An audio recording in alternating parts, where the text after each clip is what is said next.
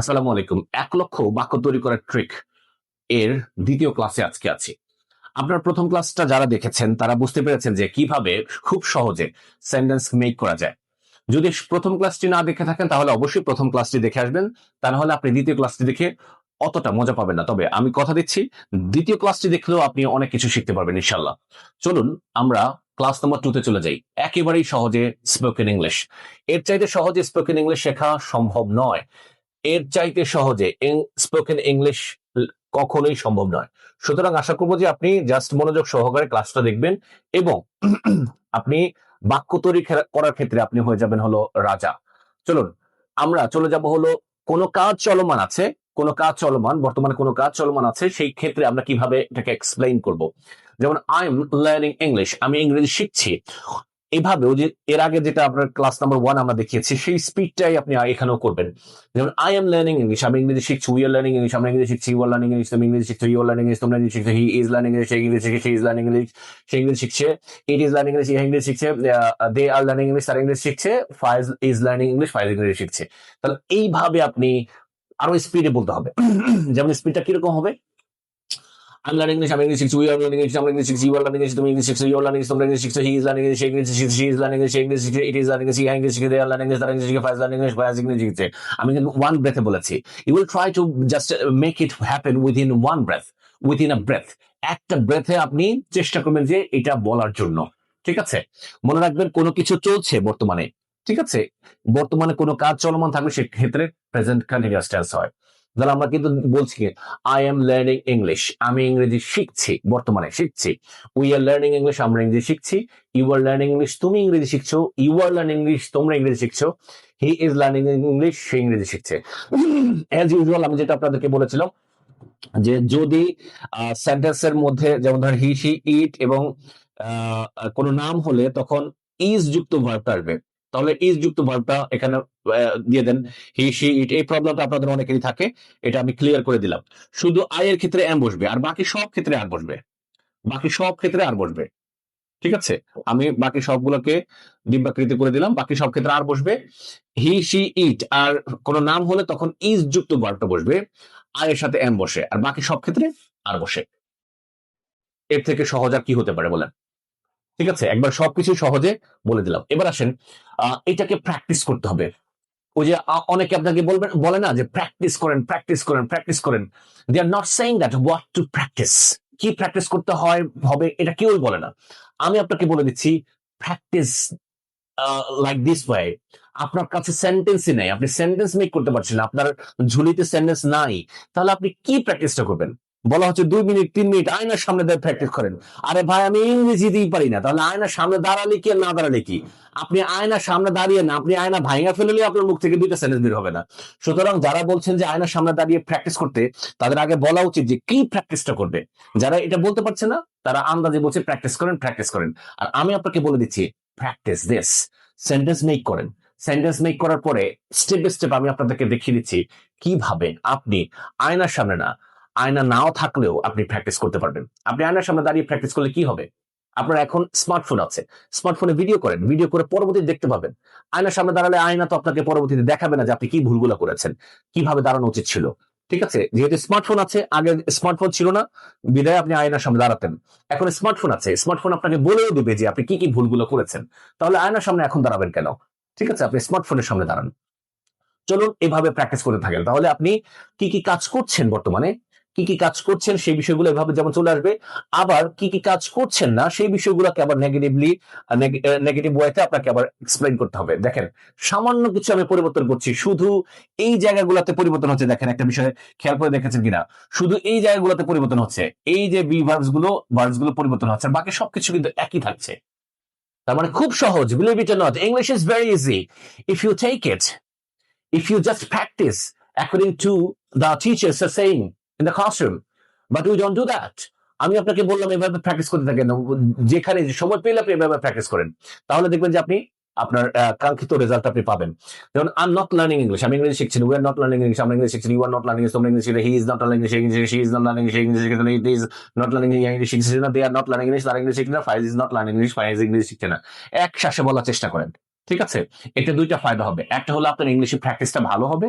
Second যে বিষয়টা হবে সেটা হলো আপনার আহ, যে ব্রেথ, আপনার শারীরিক যে অবস্থা, এই অবস্থাটাও আপনি টের পাবেন যে আপনার ডক্টরের কাছে যেতে হবে কিনা। তবে এই প্র্যাকটিসটা যদি আপনি বারবার করেন, মনে রাখবেন, যদি আপনার শ্বাস ভালোভাবে নিতে না পারেন, টেনশন নিয়েন না।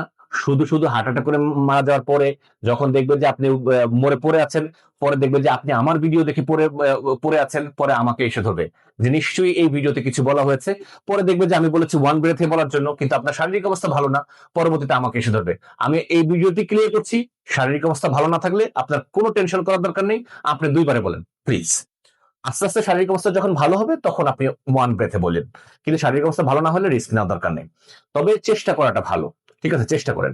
তো এইভাবে চেষ্টা করবে যে এক ব্রেথে যেন বলা যায়, I'm not learning English, we are not learning English, মানে বাংলা সহকারে বলবেন। আম নট লার্নিং ইংলিশ, আমি ইংলিশ শিখছি না, we are not learning English, আমরা ইংলিশ শিখছি না, you are not learning English, তুমি ইংলিশ শিখছো, you are not learning English, তোমরা ইংলিশ শিখলে, he is not learning English, English শিখছে, he is not learning English, English is not learning English, English শিখছে না, we are not learning English, তারা English শিখছে না, Faiz is not learning English, Faiz English শিখছে না। আপনারা মনে করবেন না যে আমার শারীরিক অবস্থা খারাপ, আমি কিন্তু এই রিস্কটা নিব, ঠিক আছে। তবে ঠাস করে পড়ে গেলে আপনার ভিডিও দেখা স্কিপ করবেন না, কারণ আমি পরবর্তীতে উঠে এখান থেকে কন্টিনিউ করবো ইনশাল্লাহ। ওকে, চলো তাহলে আমি এক ব্রেথে বলার চেষ্টা করি। ওকে, I'm not learning English, I'm English শিখছি, we're not learning English, আমরা ইংলিশ শিখছি না, you are not learning English, তুমি ইংলিশ শিখছো না, you are not learning English, তোমরা ইংলিশ শিখছো না, he is not learning English, সে ইংলিশ শিখছে না, she is not learning English, সে ইংলিশ শিখছে না, it is not learning English, he English শিখছে না, they are not learning English, তারা ইংলিশ শিখছে না, Faiz is not learning English, Faiz English শিখছে না। দেখছেন, একটা সে বলে ফেলেছি, এটা বন্ধ করে দাও। তাহলে এইভাবে আপনি যখন প্র্যাকটিস করবেন তাহলে দেখবেন যে আপনি ইনশাল্লাহ বলতে পারবেন, ঠিক আছে, উইদাউট এনি ডাউট আপনি পারবেন। তবে এই প্র্যাকটিসটা না করার কারণে আপনি যখন স্কিপ করে যাবেন, স্ক্রল ডাউন করবেন, এগুলো লিখে রাখেন, লিখে প্র্যাকটিস করে থাকেন। ইংরেজি শেখা যদি সহজই হতো তাহলে রিক্সা চালাইতো কে? ঠিক আছে, রিক্সা চালক করতে কিছু থাকা লাগবে।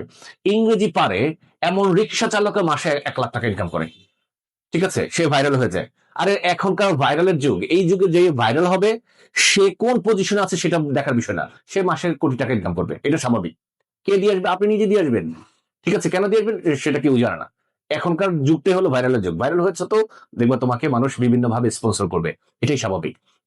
এবার আসেন, তাহলে এইভাবে প্র্যাকটিসটা করবেন। আপনি এইভাবে প্র্যাকটিস করে ভাইরাল হন, সমস্যা কি?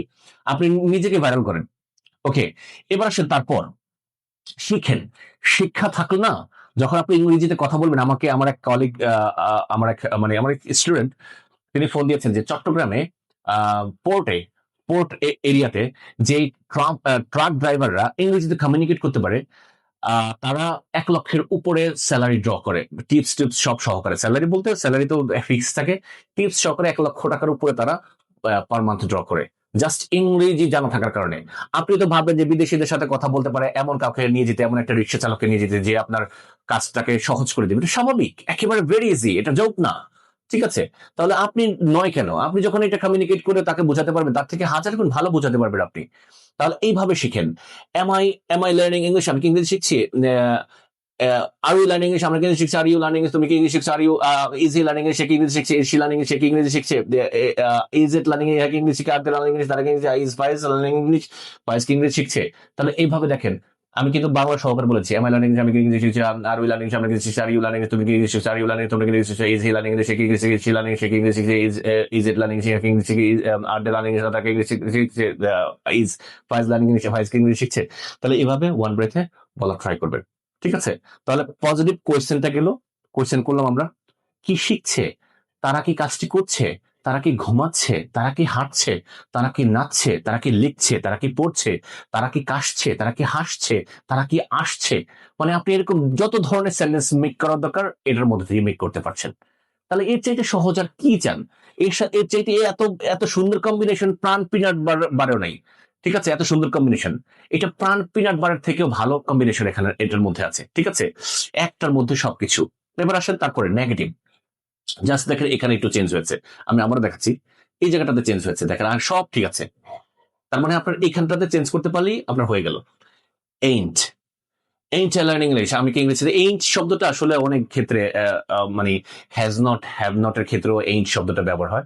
তো সেক্ষেত্রে এইটাকে এইন্ট ভাবে ব্যবহার না করে যেটা করা যেতে পারে সেটা হলো am I not, am I not বলা যেতে পারে, ঠিক আছে, am I not, am am I not learning English, এভাবে বলা যেতে পারে, এভাবে বললে বেটার। ঠিক আছে। আর নেগেটিভ যখন করবেন, কন্ট্রাকশন যদি না থাকে, এটা কন্ট্রাকশন মানে হলো সংক্ষেপণ।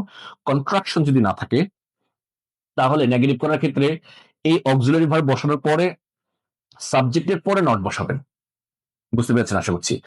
কন্ট্রাকশন মানে হলো মানে নেগেটিভ কন্ট্রাকশন, যেটা এইন্ট, ইজেন্ট, আরেন্ট, এই নেগেটিভ কন্ট্রাকশন যদি না করেন তাহলে অক্সিলারি ভার্বের পরে সাবজেক্ট বসবে, তারপরে নট বসবে। এটি হলো নিয়ম।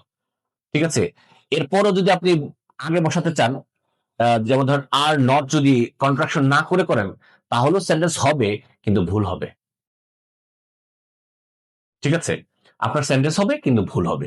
তাহলে আশা করছি যে যদি আপনি কন্ট্রাকশন করেন তাহলে ঠিক আছে, আর যদি কন্ট্রাকশন না করেন তাহলে নটটাকে অবশ্যই সাবজেক্টের পরে নিয়ে আসতে হবে, তাহলে সেন্টেন্স হবে এক্স্যাক্টলি ভুল হবে। ওকে, তাহলে এমন এই যে এখানে আমি কিন্তু কন্ট্রাকশন করি নাই, নটটাকে পাশে নিয়ে এসেছি। কন্ট্রাকশন করলে হয় হলো এইন্ট। তাহলে am I not learning English, আমি কি ইংলিশ শিখছি না? আরএন্ট ইউ লার্নিং ইংলিশ, আমরা ইংলিশ শিখছি না? আরএন্ট ইউ লার্নিং ইংলিশ, তুমি কি ইংলিশ শিখছো না? আরএন্ট ইউ লার্নিং ইংলিশ, তোমরা কি ইংলিশ শিখছো না? Is it he learning English, সে কি ইংলিশ শিখে? ইজেন্ট শি লার্নিং ইংলিশ, সে কি ইংলিশ শিখছে? ইজেন্ট ইট লার্নিং ইংলিশ, কি ইংলিশ শিখছে না? আরএন্ট দে লার্নিং ইংলিশ, তারা কি ইংলিশ না? Is it Fayaz learning English, Fayaz কি ইংলিশ শিখছে না? ঠিক আছে, তারা কি সেখানে যাচ্ছে না? তারা কি ঘুমাচ্ছে না? তারা কি আসছে না? তারা কি যাচ্ছে না? তারা কি কাশছে না? তারা কি হাসছে না? ঠিক আছে, যে এইভাবে তারা কি খাচ্ছে না? বিষয়টা বুঝতে পেরেছেন? তখন এই কোশ্চেন্স গুলো যখন আপনি করতে চাইবেন তখন জাস্ট এই নিয়মে কোশ্চেন্স গুলো করবেন। তাহলে 1 লক্ষ না 1 কোটি, বিলিয়ন, মিলিয়ন সেন্টেন্স তৈরি করা কিন্তু very easy. Believe it or not. আশা করছি যারা মনোযোগ সহকারে ক্লাস নাম্বার 1, ক্লাস নাম্বার 2, 1 লক্ষ বাক্য তৈরি করা trick, class number 1, class number 2, এবং এটাকে আমরা দিয়েছি একেবারে সহজে স্পোকেন ইংলিশ। যারা ক্লাস নাম্বার 1 এবং ক্লাস নাম্বার 2 দেখেছেন, মনোযোগ সহকারে দেখেছেন, যেভাবে প্র্যাকটিস করতে বলেছে সেভাবে প্র্যাকটিস করেছেন, একটু কমেন্ট বক্সে লিখবেন যে how do you feel right now. একটু লিখবেন, কৃপণতা করেন আপনার জাস্ট কমেন্ট বক্সে লেখার জন্য। আপনি বাংলাতে লিখেন, নো প্রবলেম। আপনার ইংলিশে লিখে মানে 2টা সেন্টেন্সের মধ্যে 15টা ভুল করার দরকার নেই। আপনি একটা সেন্টেন্সই বাংলাতে লিখেন, খুব সুন্দর করে লিখেন, কোনো সমস্যা নাই। আর ভুল করা তো মানুষেরই কাজ, ভুল মানুষ করবেই। তাহলে ভয় পাচ্ছেন কিসে? আমার নিজের ভুল হয় না? আমার নিজের ভুল হয়, মানুষ মাত্রই ভুল হবে, এটা স্বাভাবিক। যতই শিখবেন ততই ভুল হবে, আর যতই ভুল করবেন ততই বেশি বেশি শিখতে পারবেন। সো কিসের জন্য অপেক্ষা করছেন? এখনই শিখে ফেলুন এবং অন্যদের সাথেও শেয়ার করুন। কানেক্টেড থাকুন, শিখতে থাকুন, চেঞ্জ করে থাকুন। ইংলিশ গ্যালাক্সি পরিবর্তন দেখায়। আল্লাহ হাফিজ, আসসালামু আলাইকুম।